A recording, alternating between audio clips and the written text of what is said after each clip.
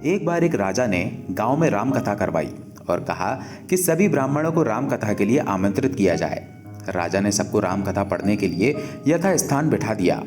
एक ब्राह्मण अंगूठा छाप था, उसको पढ़ना लिखना कुछ नहीं आता था। वो ब्राह्मण सबसे पीछे बैठ गया और सोचा कि जब पास वाला पन्ना पलटेगा तब मैं भी पलट दूंगा। काफी देर देखा कि पास बैठा व्यक्ति पन्ना नहीं पलट रहा है। उतने में राजा श्रद्धा पूर्वक सबको नमन करते चक्कर लगाते लगाते उस सज्जन के समीप आने लगे। तो उसने एक ही रट लगा दी कि अब राजा पूछेगा तो क्या कहूंगा, अब राजा पूछेगा तो क्या कहूंगा। उस सज्जन की ये बात सुनकर पास में बैठा व्यक्ति भी रट लगाने लग गया कि तेरी गति सो मेरी गति, तेरी गति सो मेरी गति।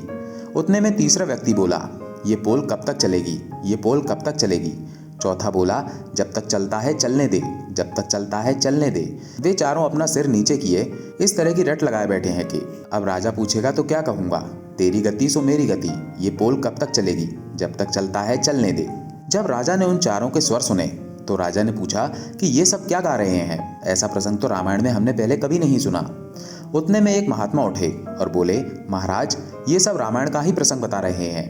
पहला व्यक्ति बहुत विद्वान है, ये बात सुमंत ने अयोध्या कांड में कही है। राम लक्ष्मण सीता जी को वन में छोड़ घर लौटते हैं, तब ये बात सुमंत कहता है कि अब राजा पूछेंगे तो क्या कहूंगा, अब राजा पूछेंगे तो क्या कहूंगा। फिर पूछा कि ये दूसरा व्यक्ति क्या कहता है, तेरी गति सो मेरी गति। महात्मा बोले, महाराज ये तो इनसे भी ज्यादा विद्वान है।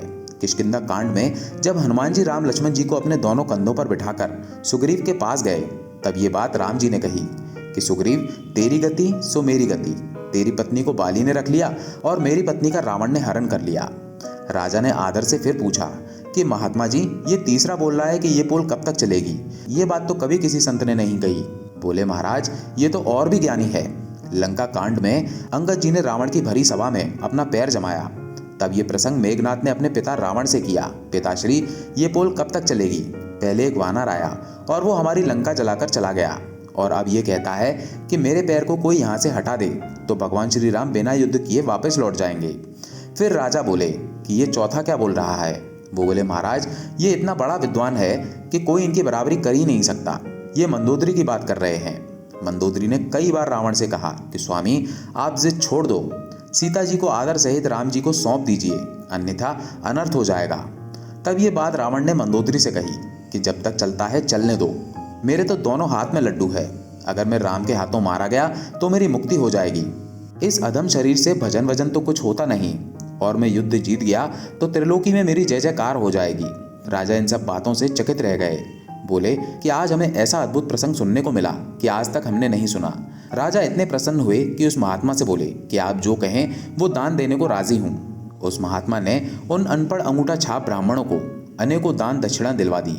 यहाँ विशेष ध्यान दें, इन सब बातों का एक ही सार है कि कोई अज्ञानी, कोई नास्तिक, कोई कैसा भी क्यों ना हो, रामायण भागवत जैसे महान ग्रंथों को श्रद्धा पूर्वक छूने मात्र से ही सब संकटों से मुक्त हो जाते हैं।